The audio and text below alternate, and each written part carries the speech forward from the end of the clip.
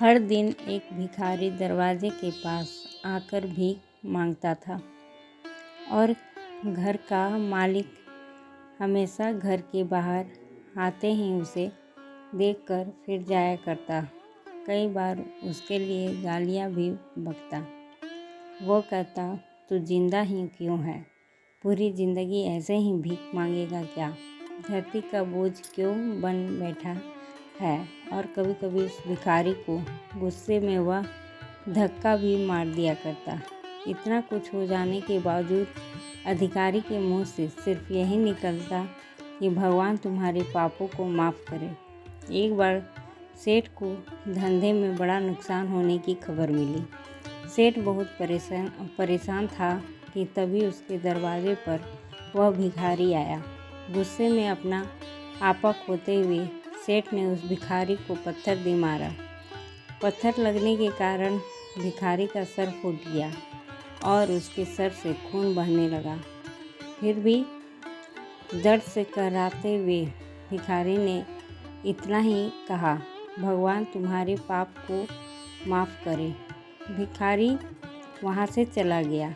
सेठ सोच में पड़ गया। भिखारी को पत्थर मारा, फिर भी उसने सिर्फ प्रार्थना की। सेठ का गुस्सा शांत हुआ।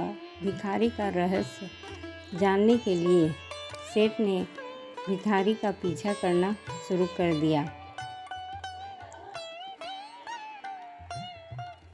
भिखारी जहाँ जहाँ जाता, सेठ उसके पीछे पीछे जाता। सेठ ने देखा कि कोई उसको खाना देता, कोई मारता, कोई अपमानित करता तो कोई गाली देता। लोग भिखारी के साथ चाहे जैसा व्यवहार करते, लेकिन भिखारी सबके लिए एक ही प्रार्थना करता, भगवान तुम्हारे पाप माफ़ करे। अब रात होने को आई थी। भिखारी अपने घर जाने के लिए लौटा। वह अपने घर पहुंच गया, लेकिन सेठ अब भी उसका पीछा कर ही रहा था। एक पुरानी टूटी हुई खटिया पर एक बूढ़ी औरत लेटी हुई थी। काफ़ी कमज़ोर और बीमार लग रही थी। वह भिखारी की पत्नी थी। अपने पति को वापस आता देख वह खाट से उठ खड़ी हुई। पत्नी ने अपने पति के भीख वाले कटोरे में देखा। उसमें सिर्फ आधी बासी रोटी थी। उसे देखकर वह बोली, आज बस इतना ही मिला? और हाँ, आपके सिर से खून निकल रहा है। ये चोट कैसे लगी? बूढ़ा भिखारी बोला, आज बस इतना ही मिला। किसी ने कुछ दिया ही नहीं।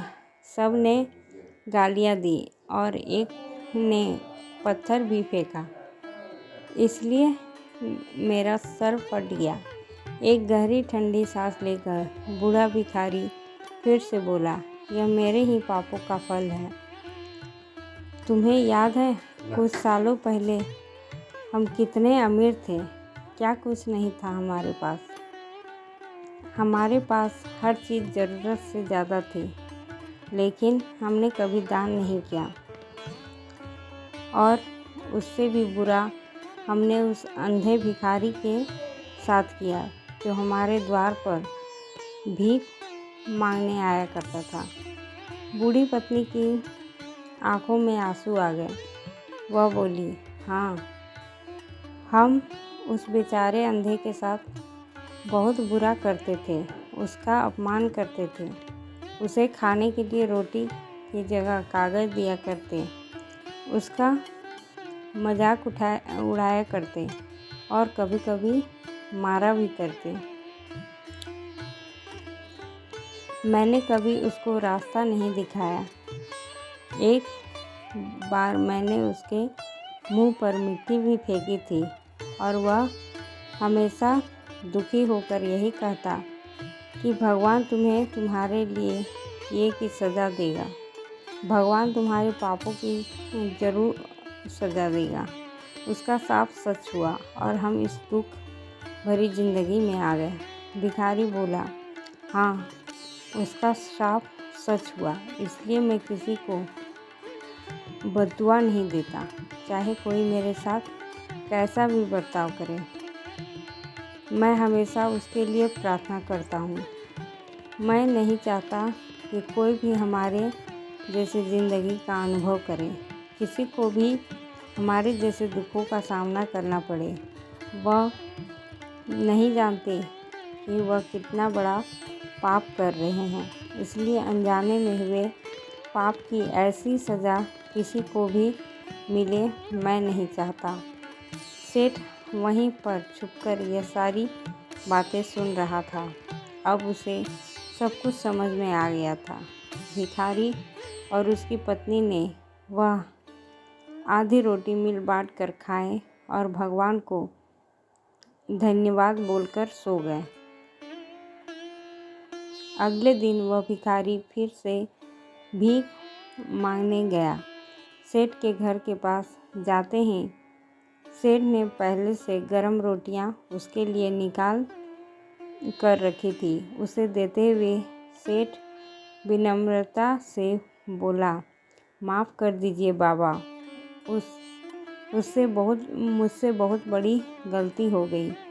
बूढ़ा भिखारी बोला, भगवान तेरा भला करे। इतना कहकर वह आगे निकल गया। इस कहानी से जो सीख लेने लायक है वह बड़ी ही सिंपल है कि आदमी चाहे किसी के बारे में बुरा कहे या भला कहे, लेकिन भगवान सिर्फ कर्म के हिसाब से उसको फल देता है।